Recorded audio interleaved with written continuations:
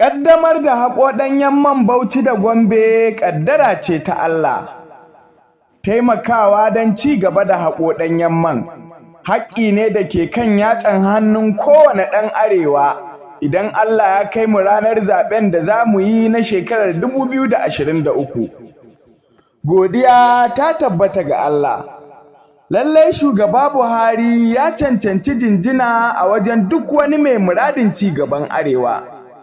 Don ya kafa tarihin da ba za mu manta da shi ba a arewacin Najeriya. Idan ba ku manta ba, General Sani Abacha ya so cimma wannan aiki har ta kai ga an fara bincike sai Allah ya karɓi ran shi. Hawan Obasanjo ke da wuya, yasa aka daƙile aikin, aka janye kayan aikin da ƙaryar cewa lokacin binciken ne ya ƙare. An zo ci gaba da binciken, kwatsam 'yan ƙungiyar Boko Haram suka kashe ma'aikatan jami'ar Maiduguri da suke bincike akan wannan aikin. Shin har yanzu ba ku gane ba ne? Ba ku yi tunanin dalilin da ya sa aka kashe masu binciken haƙar ɗanyen man ba? Ko kuna tunanin ya faru ne akan tsautsayi da rashin sani? Shugaba Yar'adua ya karɓi mulki, bai daɗe ba Allah ya karɓi ran shi. Jonathan ya karɓa ya yi ko oho da aikin ɗanyen man. Sai yanzu da Allah ya taimake mu, Shugaba Buhari ya ƙaddamar a wannan rana da take cike da tarihi ta 22 ga watan Nuwamban shekarar 2022. Ba wannan kaɗai ba, hatta ruwan baro da marigayi Yar'adua ya fara jawowa. Jonathan na karɓan mulkin ƙasar nan ya daƙile aikin. Kamar wasa, wannan jawo ruwa ya zama tarihi. Ya mai girma Shugaba Buhari, muna jinjina a gare ka, amma muna roƙon gwamnatinka ta sa ido akan duk wanda zai iya kawo tseko a cikin wannan aiki da aka fara. A zuba isasshun jami'an tsaro, saboda kar maƙiya Arewa su tura 'yan ta'adda da za su hana ci gaban wannan aiki, kamar yadda ya faru a tono man jihar Borno. Ya 'yan siyasar Arewa, ya sarakunan Arewa, ya dattawan Arewa, ya talakawan Arewa, ya masu ruwa da tsaki akan haƙo wannan ɗanyen mai na Bauchi da Gombe. Ƙungiyar Arewa EAS na haɗa ku da Allah, muna haɗa ku da girman Allah. Kar ku bari maƙiya Arewa, maƙiya ci gaban Arewa su daƙile wannan haƙar man. Kar ku bari su kawo rashin tsaro waɗannan yankunan na Bauchi da Gombe don hana ci gaban haƙo man nan da Shugaba Buhari ya ƙaddamar. Kuma kar a haɗa kai da ku a kawo tseko a wannan aiki. Kar ku manta da cewa haƙar man fetur na Chad Basin a yankin Borno da jawo ruwan Lake Chad don sufurin jiragen ruwa daga ƙasashen duniya zuwa arewa ta yankin Borno shine dalilin da ya sa maƙiya Arewa suka kunno rashin tsaro Borno don kar a yi nasarar wannan ayyuka.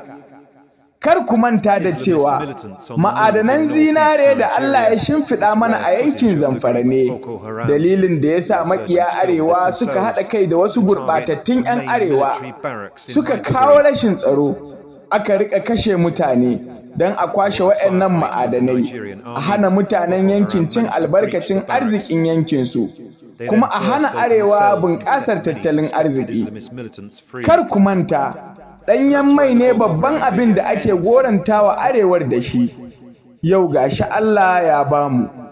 Babban hatsarin shine, idan shugaban da zai gaji Shugaba Buhari ba ɗan Arewa ba ne, zai iya fakewa da cewa tonon mai zai iya kawo rabuwar kai a ƙasa, sannan ya fake da hana ci gaban wannan aikin.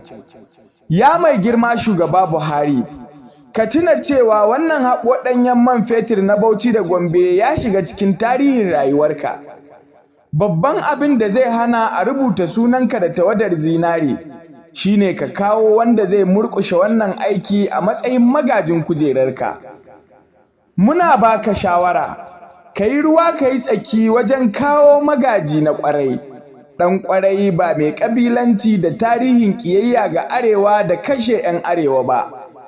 Muna roƙon talakawan Arewa, dattawan Arewa, 'yan kasuwan Arewa, 'yan siyasar Arewa da ma sarakunan Arewar baki ɗaya. Ku tsaya tsayin daka wajen tabbatar da zaɓen wanda ba zai cutar da wannan ɗanyen man ba. Idan kuka ce ku kun ji kun gani maƙiyi Arewa ya mulke mu, to za ku tuna da wannan magana, za ku tuna da wannan rana, za ku tuna da wannan kuskuren da kuke ƙoƙarin yi, za ku tuna da wannan rana da kuma wannan bayani da aka muku.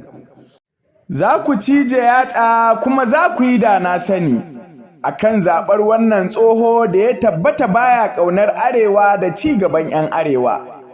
Don sai ya yi ƙoƙarin dakatar da wannan aiki kamar yadda Obasanjo ya yi a baya.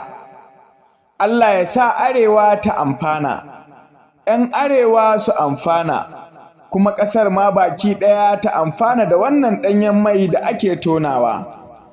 A yi wa mutanen Bauchi da Gombe adalci idan aka fara amfani da wannan mai.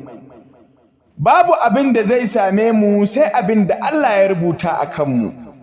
Shi ne majibincin al'amuranmu kuma gare shi madogarar muminai take. Ni Mu'azu Muhammad, ƙarƙashin ƙungiyar Arewa ES ke addu'ar Allah ya sa a yi wannan aiki lafiya kuma Allah ya kawar da mugun ido, amin.